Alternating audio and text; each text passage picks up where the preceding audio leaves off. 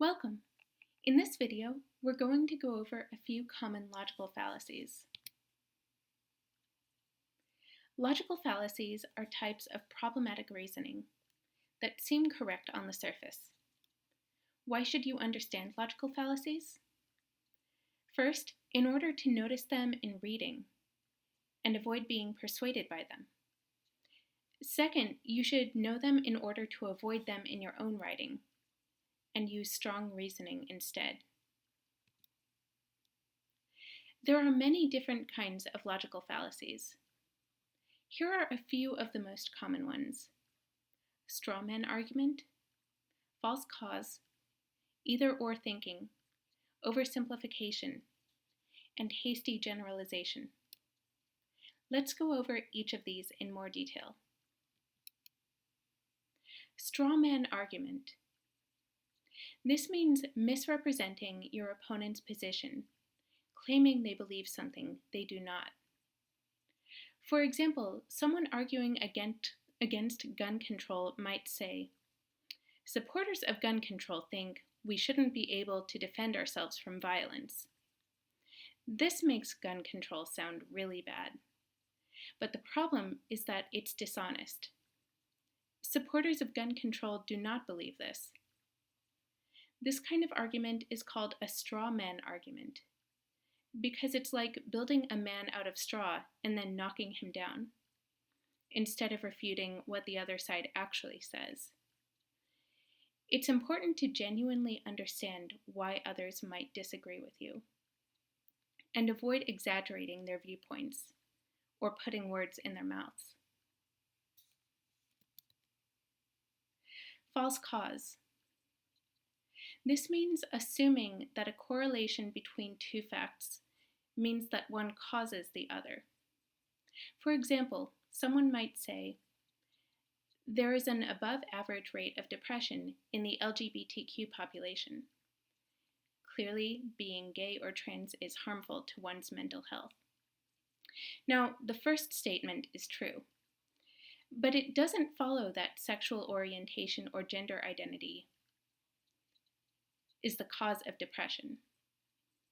For example, perhaps the main causes are discrimination and prejudice. Always be careful not to jump to conclusions about causal relationships. Either-or thinking.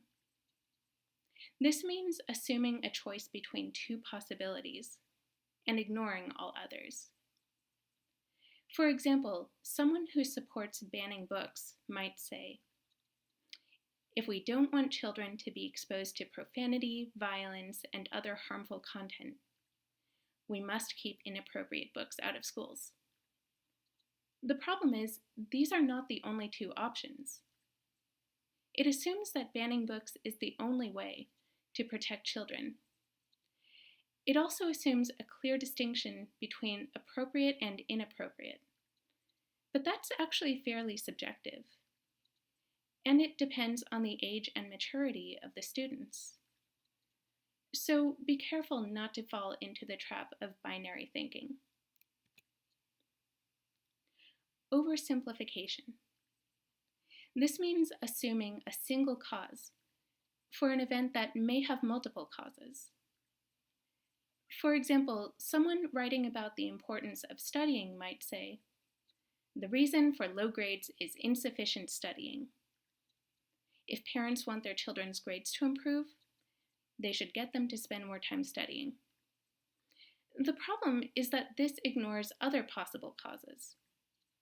For example, a teaching style might be ineffective, or a child might have an undiagnosed learning disability, or there could be a combination of several factors.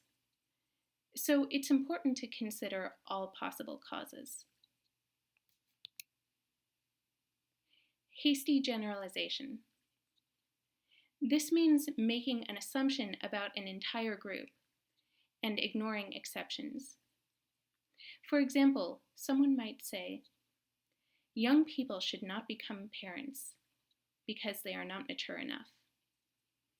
Now, maybe this is true about some people the writer considers young, maybe even the majority of them, but certainly not 100%. This kind of statement is not only bad reasoning, it is also disrespectful and may alienate some readers. I hope it's clear by now that logical fallacies are harmful. So how do you avoid them? First, look for assumptions you have made, or possibilities you have not considered. We all have biases, and we all make assumptions. But you can catch them if you practice looking out for them. Second, listen to opposing points of view. Read arguments for opinions that you disagree with. Sincerely listen and try to understand. Even if it doesn't change your mind, at least you will better understand other perspectives. And it will help you avoid making fallacious arguments against them. It's also a good idea to review logical fallacies from time to time, and try to look for examples in things you read and in your own writing. With practice, you can learn how to avoid making logical fallacies and avoid being tricked by them.